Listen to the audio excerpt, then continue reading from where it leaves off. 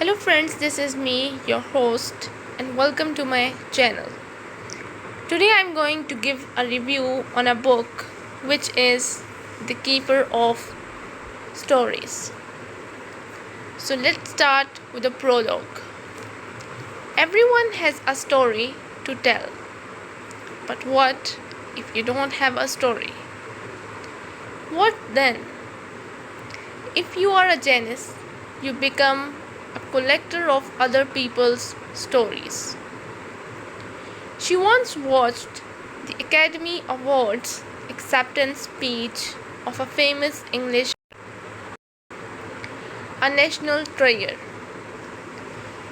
In it, the national treasure described her early life as a cleaner and how, as a young hopeful, she had stood in front of other people's bathroom mirrors, holding the toilet cleaners as if it was an Oscar statue. Janice wonders what would have happened if the national treasure hadn't made it as an actor. Would she still be a cleaner like her? They are about the same age, late 40s, and she thinks they even look a bit alike. Well, she has to smile, perhaps not that similar, but with the same short build that hints of a stocky future. She wonders if the national treasure would have ended up as a collector of other people's stories too. She can't recall what started her collection. Maybe it was a life glimpse as she rode the bus through the Cambridge countryside to work. Or something in a fragment of conversation overheard as she cleaned a sink. Before long, as she dusted a sitting room or defrosted a fridge, she noticed people were telling her their stories. Perhaps they always had done, but now it is different. Now the stories are reaching out, and she gathers them to her. She knows she is a receptive vessel. As she listens to the stories, the small note she gives acknowledges what she knows to be true. That for many, she is a simple, homely bowl into which they can pour their confidences. Often the stories are unexpected.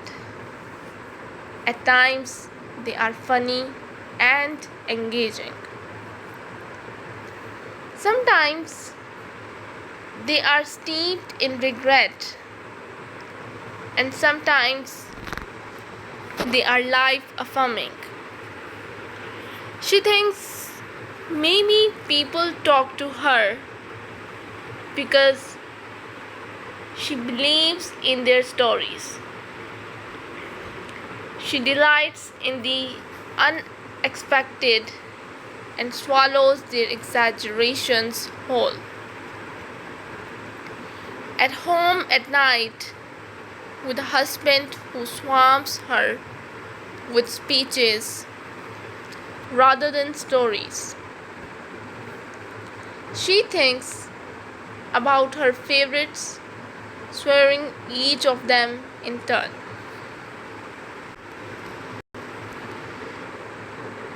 Now, the start of the story. Monday has a very particular order. Laughter to begin with, sadness towards the end of the day. Like mismatched bookends, these are the things that prop up her Monday. She has arranged it this way on purpose, as the prospect of laughter helps get her out of bed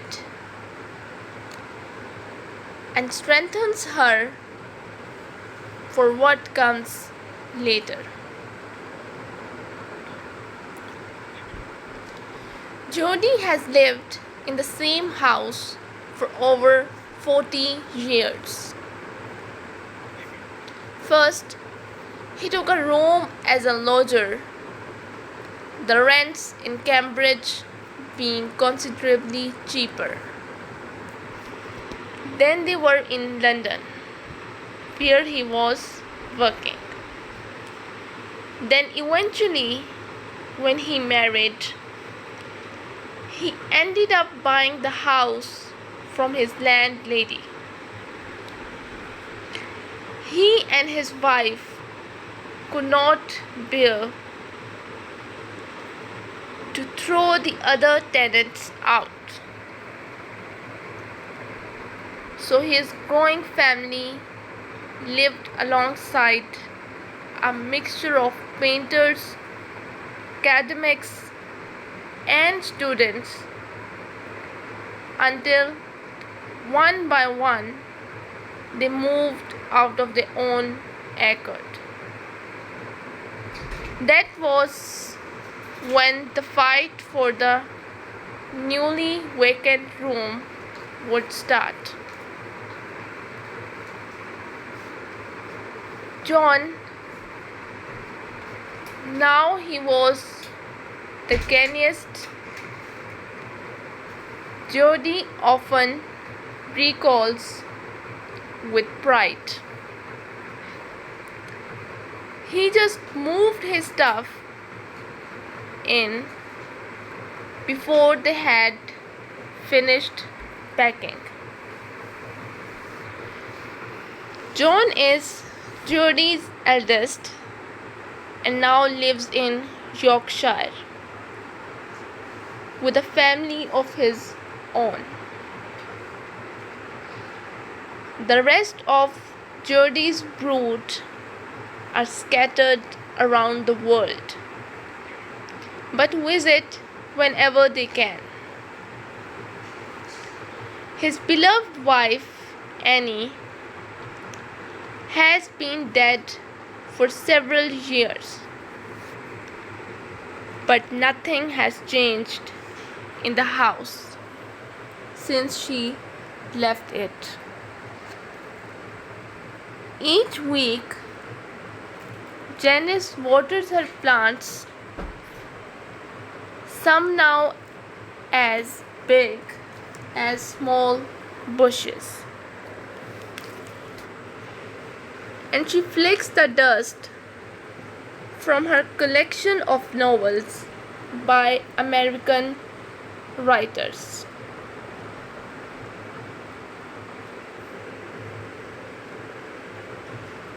Jody, unsurprisingly, grew up in Newcastle. She thinks his name is actually John, or possibly Jimmy. She is no longer sure. Over time, he simply became Jody. He lived in the streets by the docks where his father worked.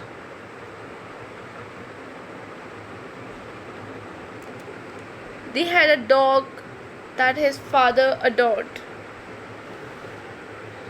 more than his son, and a cocktail cabinet shaped like a gondola that was the family's pride and joy.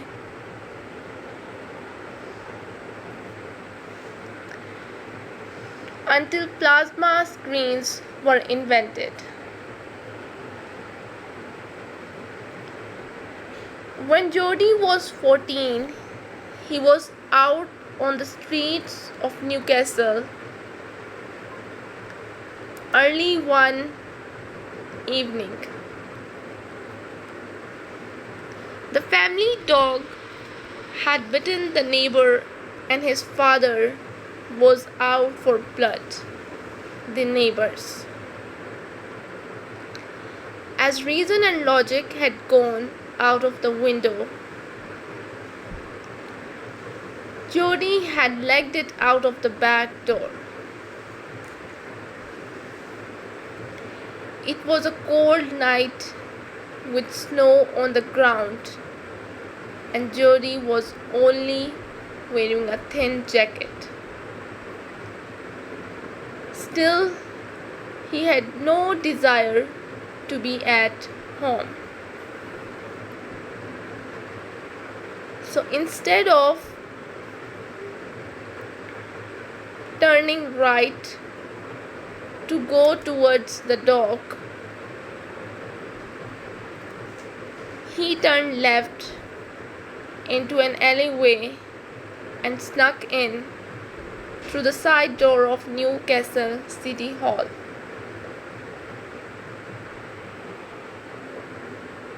In the concert hall, Jody climbed up high into the gourds where it was warm and he was unlikely to be spotted.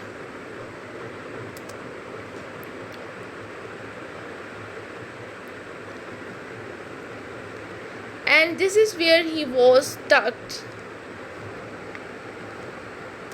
behind a lighting unit.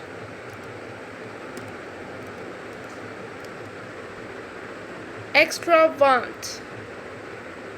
Eating a bar of chocolate he had pinched from the kiosk when the singing started.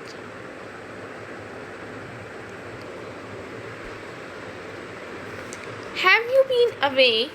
Janice asks, hoping this might lead him to what he clearly wants to tell her.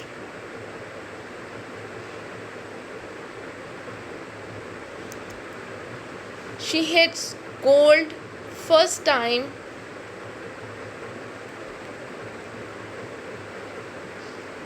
and he beams at her. Just a bit of stretch in London. Hey, you get some right tossers there, Pat. I imagine you do. She hopes this is enough encouragement. It is. I was on the tube and there was this right knob. It was crowded but not that bad. You know, we were all making the best of it. Like this poor twat pushed on at the last minute before the door closed and starts really mouthing off.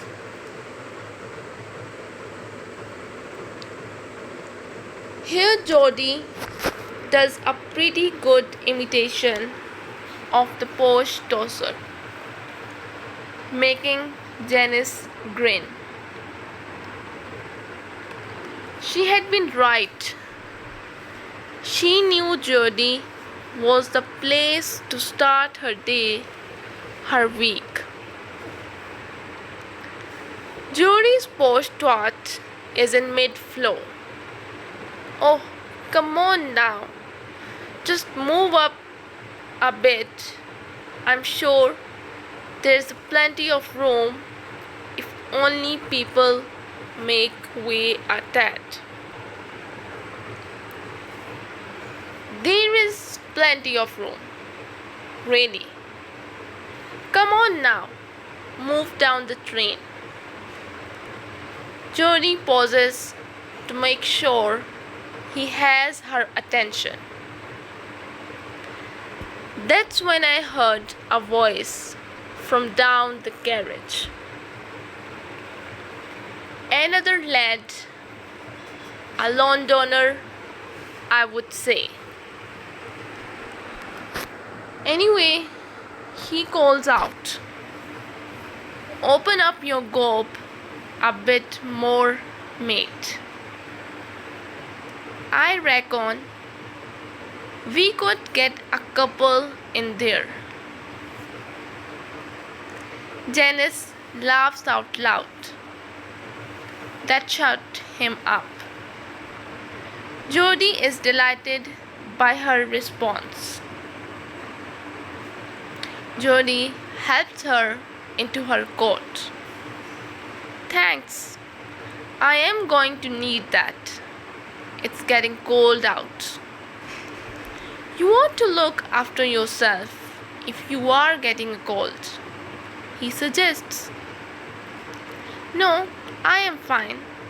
She tries again, this time at full volume. It's a cold day." He hands her her scarf. "Well, see you next week, and you look after that cold." She gives up. "I am feeling better already," she tells him with perfect truth.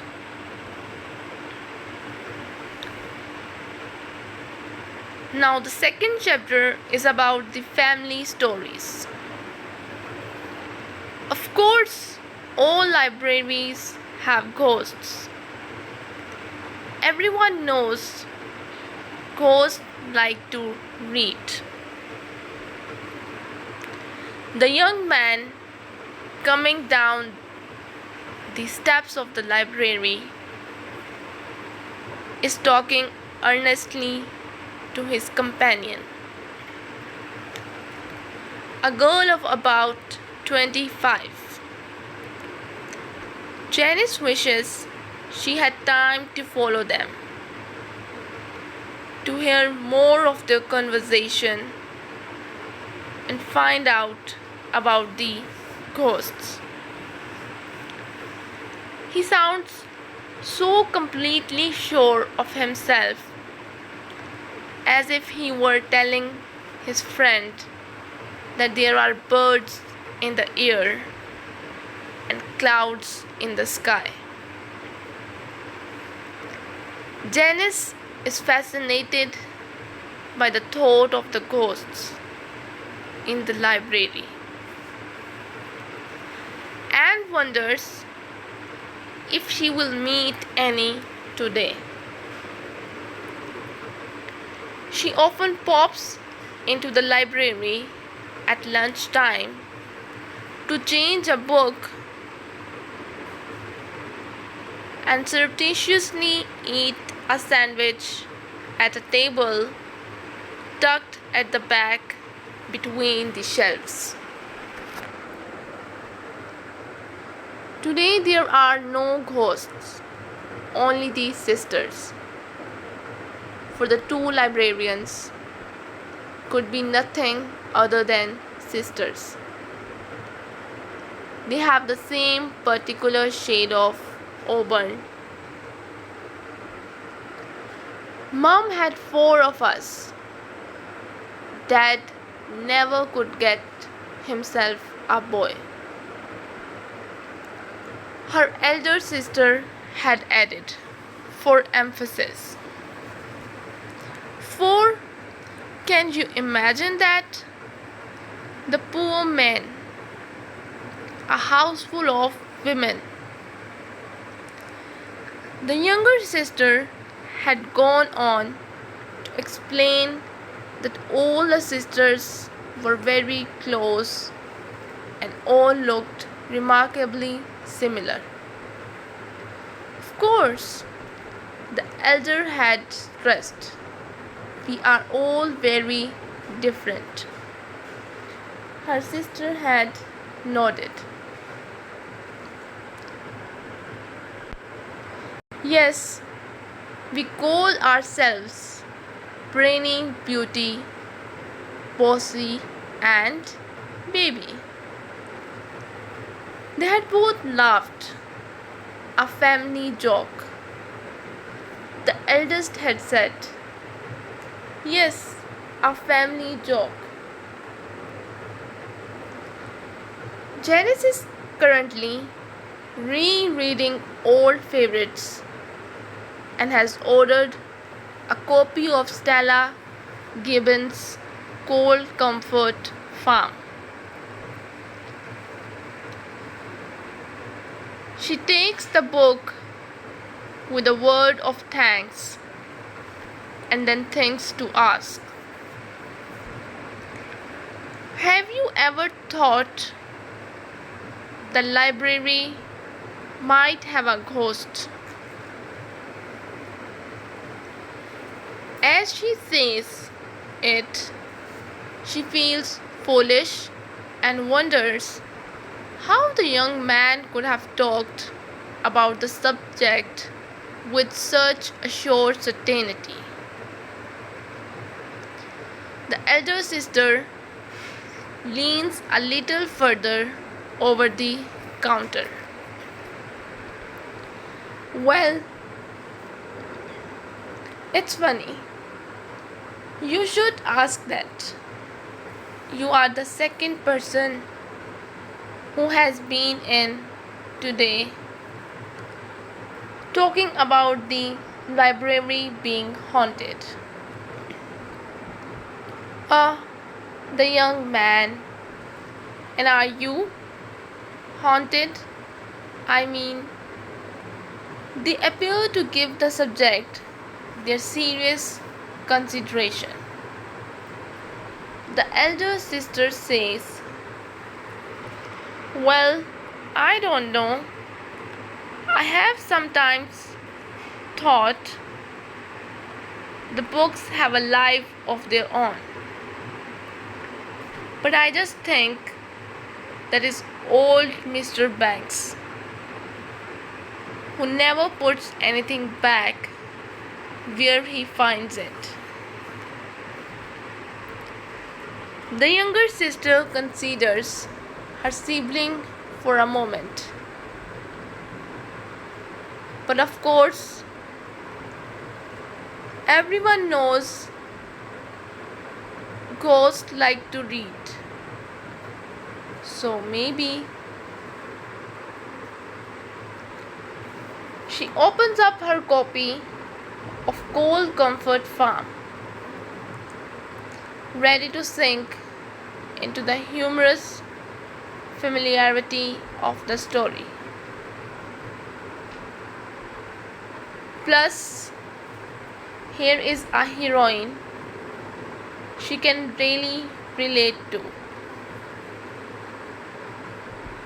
Flora Poste is a woman who likes things to be kept in order, and so is Janice. Half an hour later, Janice is leaving the library, retracing the path of the young man who believes in ghosts. She is on her way to her next job, Dr. Huang, before finally the last job of the day. She is halfway down the steps when she sees familiar figure on the opposite side of the street. The tall man has an unmistakable rolling gait. He sways from the ball of one foot to the other as he walks. It always surprises her that her husband, Mike, is such a bad dancer. When he walks with such a lilting rhythm. But what is he doing here? She checks her watch. He should have been at work hours ago. As he disappears from view, Janice finds little relief in the fact that she does not have to add worrying about her husband to her list. He is at the top of her list already.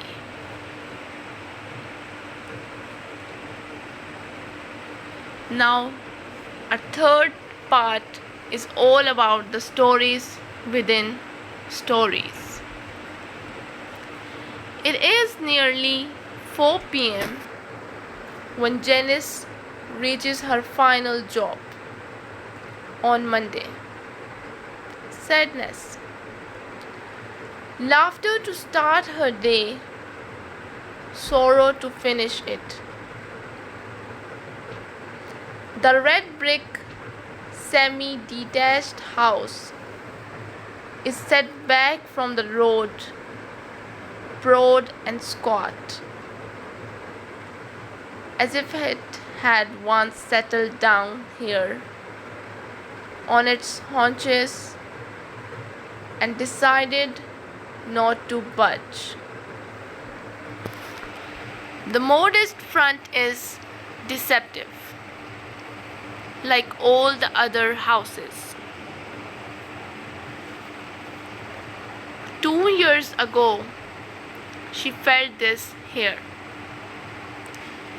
It was the day Fiona buried her husband,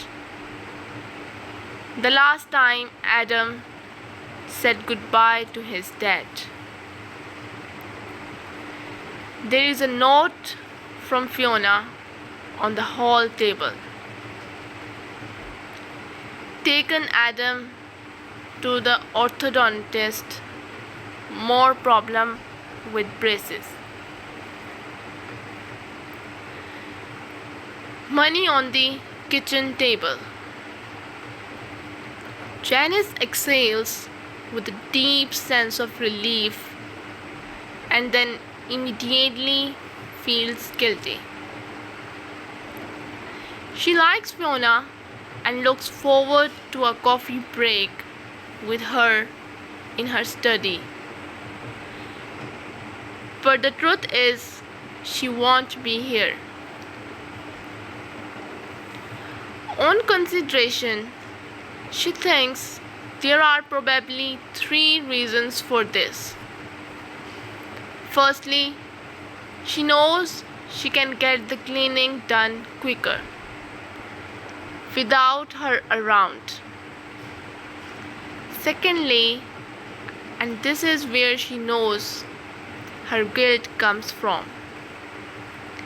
she wants to avoid the sadness she sees in the pleasant, middle-aged woman who sits opposite her, sipping the coffee she has just poured them from the bright red cafetiere. The truth is that she worries about Fiona, another one to add to her list. But of course, Fiona's life has nothing to do with her. She is just a cleaner, as her husband keeps reminding her. Janice had first heard her laugh after her husband's death. They had been having coffee together in Fiona's study. Fiona had been curled up in the low leather armchair, feet tucked under her tweed skirt.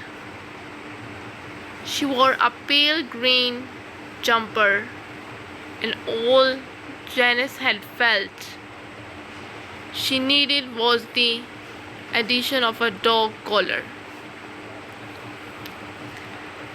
For her to be the picture of a country vicar. Perhaps that was why the brief found her so comforting. Fiona had pushed her glasses up into her short ash blonde bob and put aside the piles of notes in her lap. She would explain that these were her numerous attempts at a eulogy for a man who appeared to be universally disliked by all who had known him.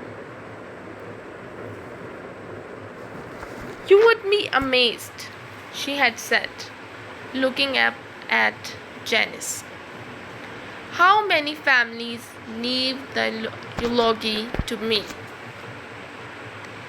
Maybe they are afraid of speaking in public," she had tentatively suggested.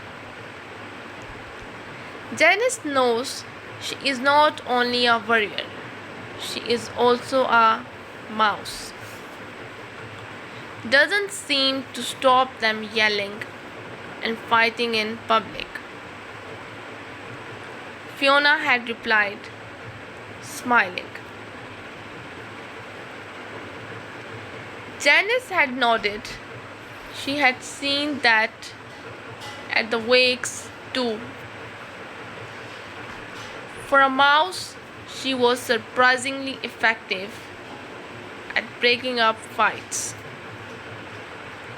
"How about this?" Fiona had said, and picked up her top page of notes. "He was a man of his generation." Not sure. "He was a real character?"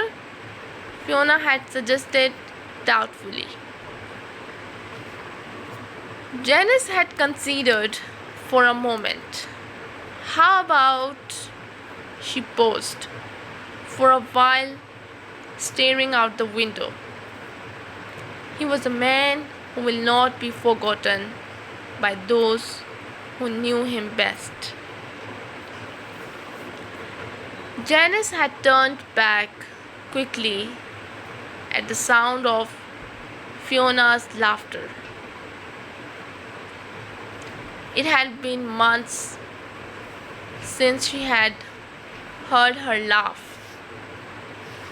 She found she wanted to cry. "Bloody perfect," Fiona had said, grinning. She finishes dusting the exquisite doll's house and clips the door shut. She wants Fiona's story to be represented in this beautiful piece of furniture. An allegory for a new, unexpected direction that leads to healing and recovery. That is a story she would like in her collection. But she is less and less sure that Fiona's story has a happy ending. There is a darkness hidden in the story, a huge, unspoken issue that she thinks is being ignored. Something is lurking. This makes her uneasy, leading her to think of her own childhood. And if there is one place she has no wish to be, it is back there. Now we're going to see the part 4, which is about everyone has a song to sing and a reason to dance. Waiting at the bus stop, Janice finds herself wondering if it will be the driver from this morning. She can't rid herself of the feeling of something left unsaid in that fraction of a second, just before the door sighed and shuddered closed. She begins to imagine the driver sighing along with the doors. What was he going to say to her? When the bus arrives and she pulls herself on board, she nearly laughs. This bus driver could not be in greater contrast to this morning's driver.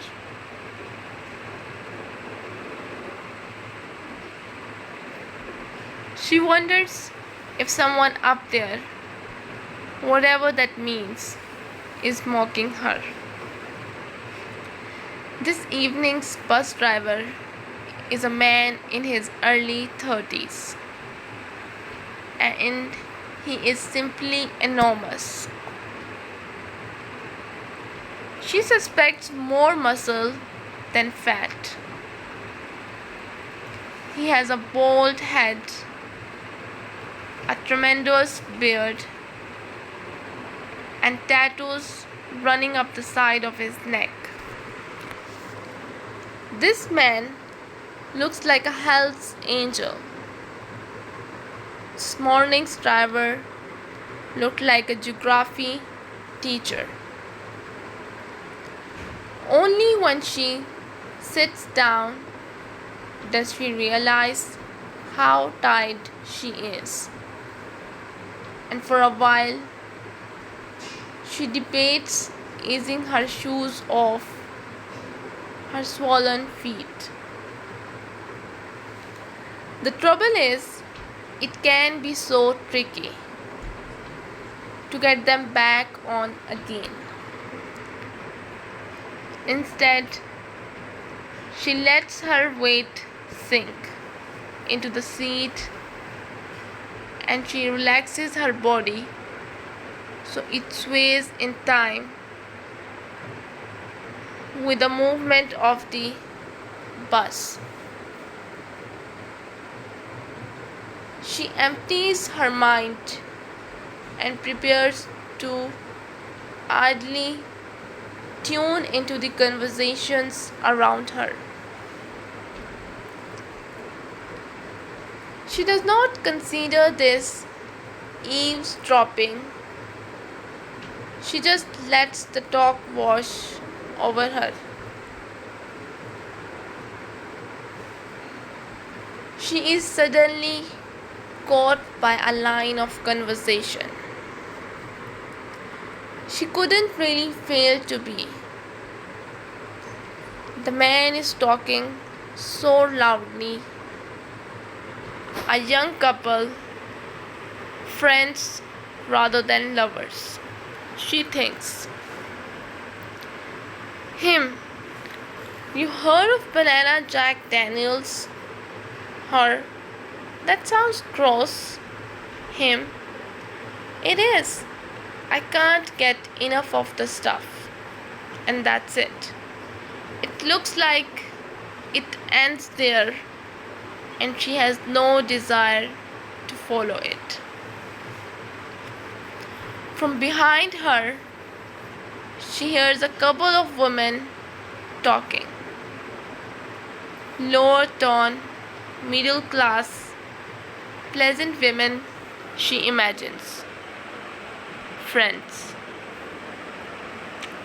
I was walking through the theater car park, and there he was.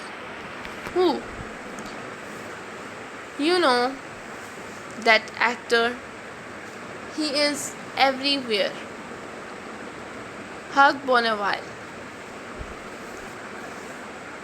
Good guess. Janice thinks on so little information. No, not him. He was in the Observer. You must have seen it. Why should she? Bill Nighy? No, not him. He's black.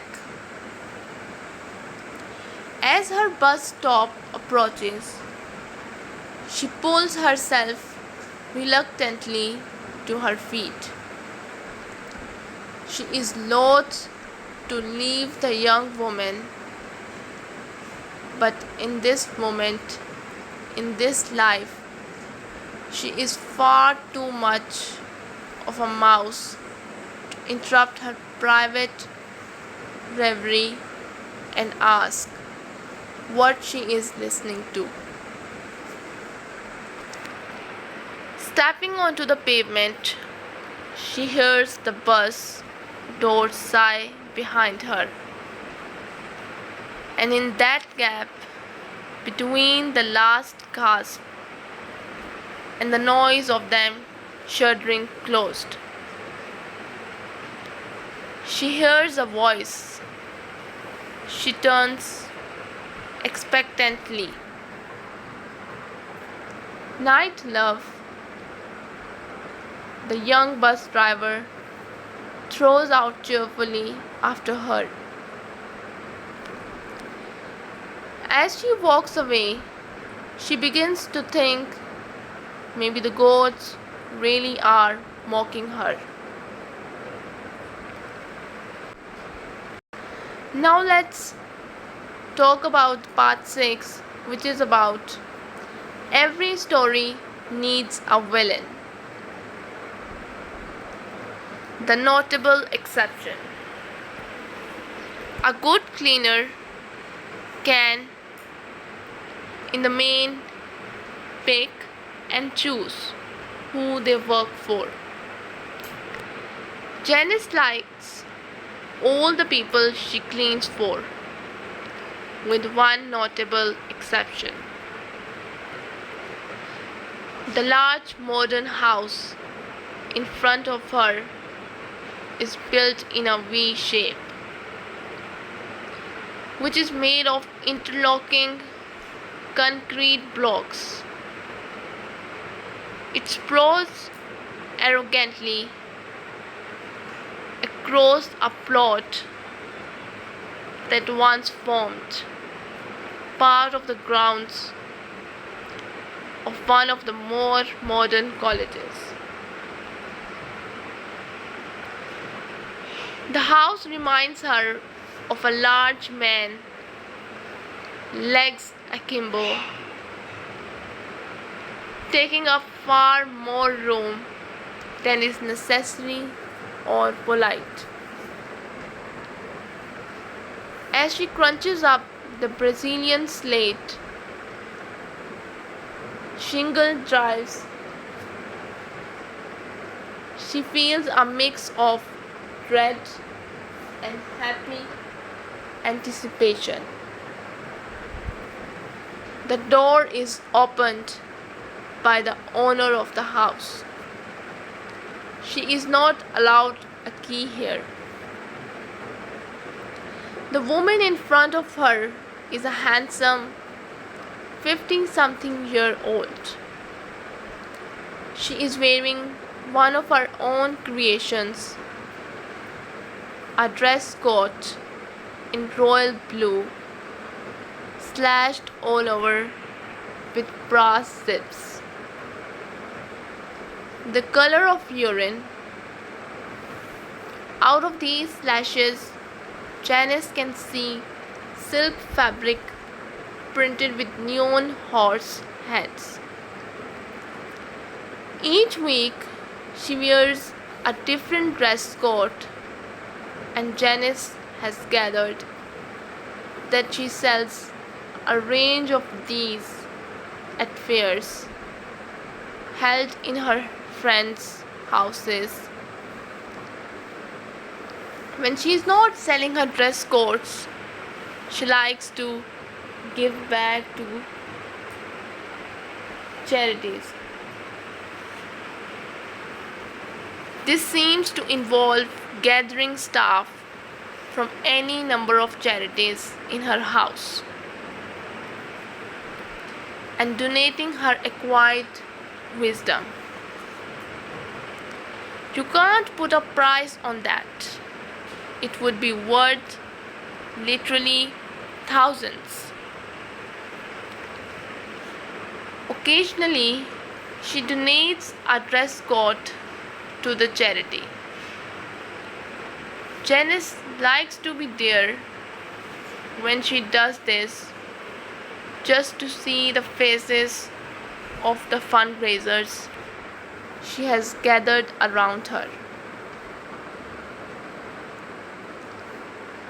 The woman has a name, but to Janice, she will always be Mrs. Ya.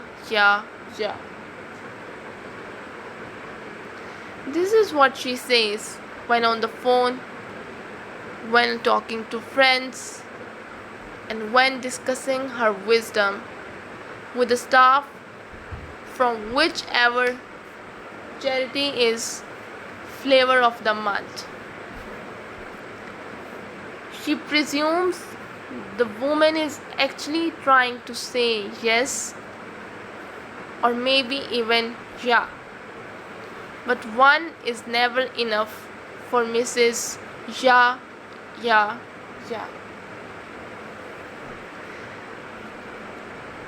Mrs. Ya's husband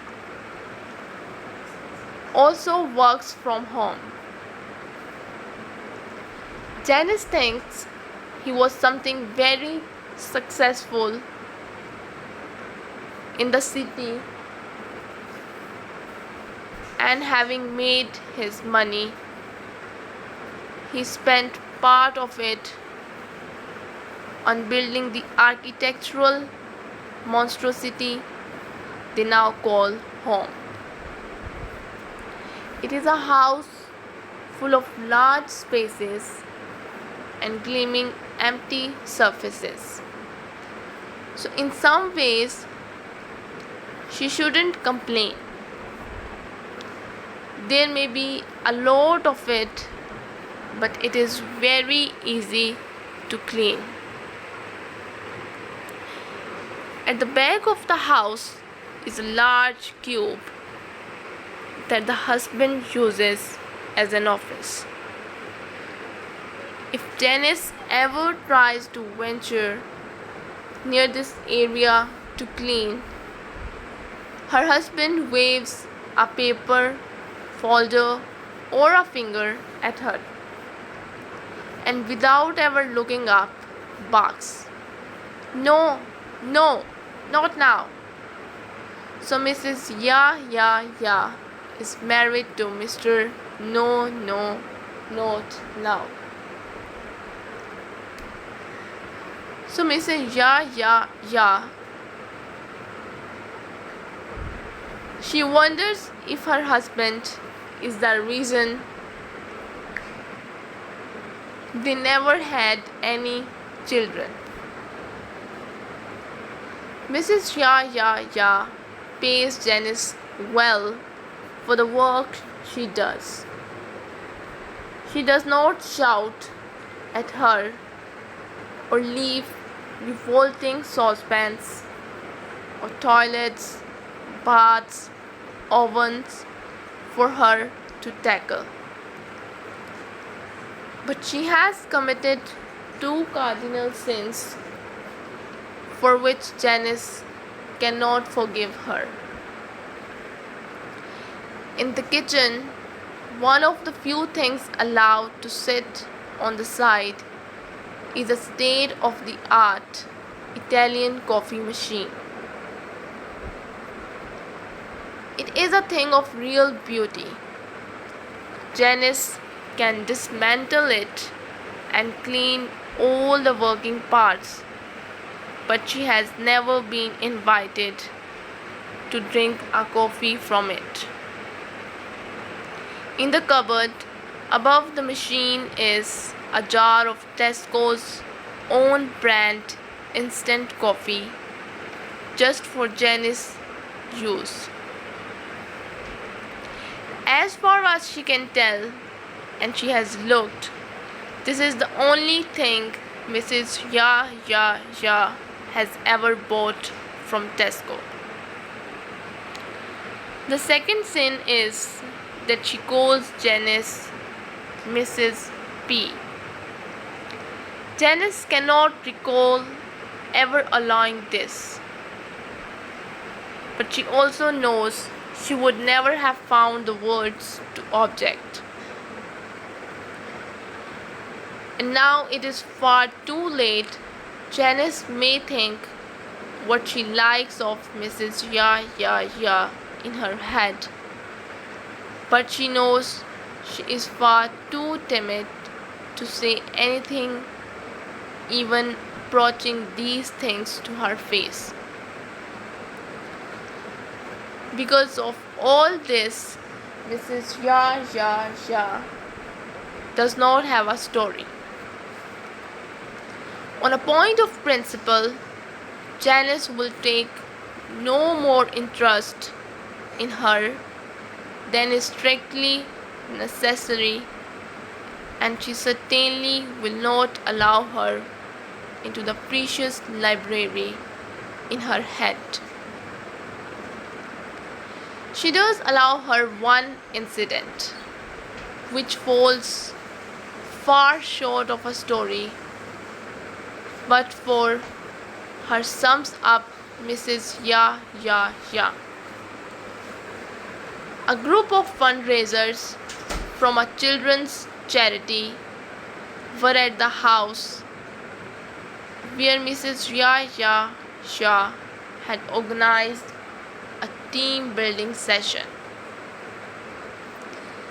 The exercise involved imagining they were all in a rowing boat cast adrift on the sea. On various bits of paper were descriptions of imaginary people who were in the boat with them. These varied from philanthropists, campaigners for children's rights, a number of different children, and some less savory characters, such as politicians and journalists. The aim of the session was to decide, since the boat was sinking, who, including the staff and Mrs. Ya, should stay and who should be thrown out. No one seemed to want to start until a small, dark-haired girl from the children's charity tentatively suggested that to make the discussion easier, shouldn't they at least rule the children out and just think about which adults might have to be sacrificed? Mrs. Ya immediately objected and leaped in with, "Why? Do you think my life is worthless than a child's life? And so it went on. By the end of the session, Mrs. Ya had thrown a number of people overboard, including an imaginary child with cystic fibrosis. Well, they probably weren't going to live long anyway. Janice was pleased to hear the small dark-haired girl throw herself in after the child. But Mrs. Ya was not amused. You can't do that. You can't jump out of the boat. No one would really do that in real life. The girl was adamant and refused to get back in the boat. Janice was not sure whether this was because she would have jumped out of any boat that had Mrs. Ya in it, or because she genuinely believed a person would sacrifice themselves for a child. She liked to think it was the latter and gave her extra chocolate biscuits when she was called in to circulate with more coffee. So this is all we have from this book.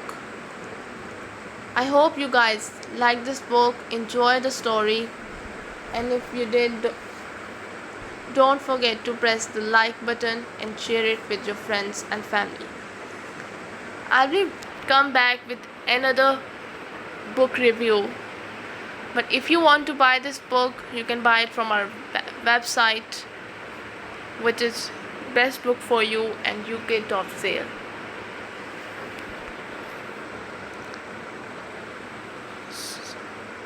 So I'll be back with another video. Till then, just take care and goodbye.